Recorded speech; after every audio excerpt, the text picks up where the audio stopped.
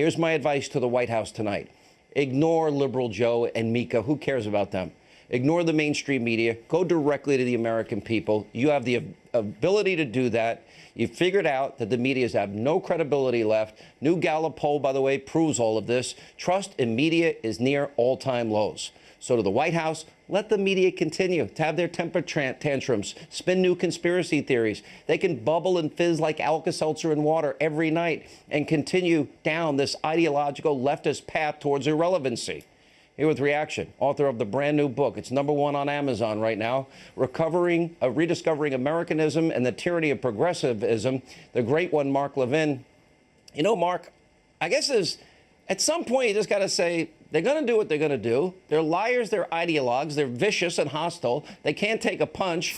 And I just think ignoring them at this point is probably the best solution. Thoughts? Don't I remember Joe Scarborough in the audience when President Trump was giving a State of the Union address, jumping up like a clapping seal over and over and over again? Guy's been to Mar-a-Lago. He's been to the White House. He's been to Trump's State of the Union. I haven't been to any of those things. And now all of a sudden, you know, he's part of a bad lounge act over there at the conga line of left-wing freaks that they call MSNBC. You know, it's nice to know we finally found where the liberals draw the line on this tweet by this president. It's nice to know. You know, they weren't bothered by Bill Clinton. Bill Clinton accused of rape and molesting and sexually attacking women in the Oval Office. They said that was a personal matter. They weren't bothered by Ted Kennedy and Chappaquiddick, the lion of the Senate, right? They weren't bothered by another president who had an affair with a mobster's girlfriend, had an affair with an East German spy, and with an underage intern. I get it. The liberals and the morals, they're all worked up and they're very upset about it. The only reason I object to what the president did with his tweet is because he jacked up the ratings for that nonsensical show that I never watch, Scarborough and Scarborough and Company. But here's the bottom line. You attack a man repeatedly who is a proud man, who is an accomplished man, who is a man's man. You attack him personally, you attack him for his looks, you attack him for his genitalia, and at some point, a man's going to stand up. You want him to act presidential, then you have respect for the office of the president. I'm not saying he should have tweeted that, but it's not the end of the world that he did tweet it either.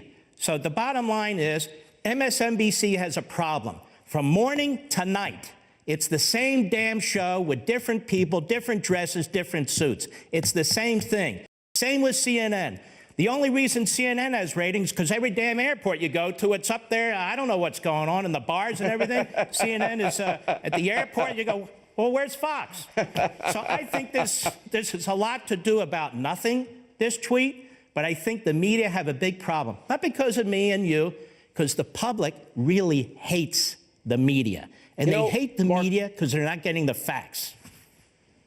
This is now, I think, a transformational moment on a really serious note. You know, there's a reason your book's #1 on Amazon, and all your books have been #1. There's a reason talk radio has seen an incredible resurgence in the last 3 years. And, you know, frankly, you know, a lot of nights we're #1 in all of cable right here on this show, thanks to those wonderful audiences, because people are seeking out outlets. They know they have choices. They don't have to sit there and be lied to and propagandized every night the way they are. No, and that's right. And, you know, it's not just Trump, although I've never seen anything like this before.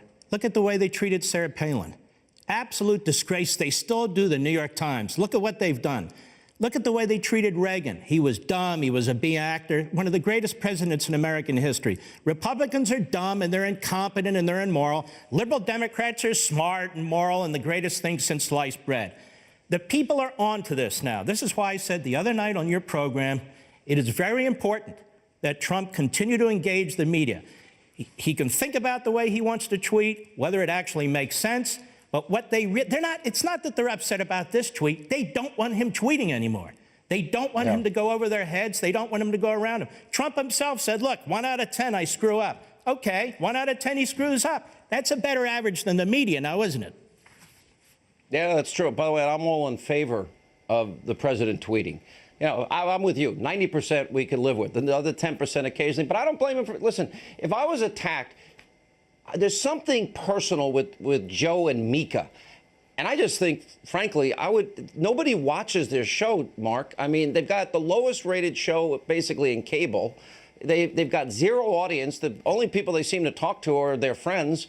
and they don't have any impact or significance. They seem emotionally unbalanced together on the show every morning. You know, calling the president a schmuck, calling the president a liar, a thug, a goon, an idiot. Let me just say, this anti-Trump anthem video is a little creepy. They would never say that about Barack Obama, ever. They'd never say that about any Democrat, ever. But Trump's different. They can get away with it. And you know what? That's NBC and MSNBC to tolerate this lounge act as their morning show with their grotesque comments and so forth. They've got a personal agenda. It's obvious. Joe Scarborough, as I said, he's at the State of the Union, he's at the White House, he's at Mar-a-Lago, and now all of a sudden the president's a thug and he's a this and a that. By the way, Joe, you like to call people names? Maybe so, but he likes to call people names. I'm not president. Let me try this one. You ever see the little banjo player on the bridge in the movie Deliverance? Yeah. Now that guy looks like Joe Scarborough. Tell me, doesn't he? All right, Go ahead, put us side by side. We'll put us side by side the next time you're on. All right, we got to roll. Number one, God bless. Amazon, Hannity, Amazon.com, Hannity.com, bookstores everywhere, rediscovering Americanism. The great one, Mark Levin. Thank you, sir.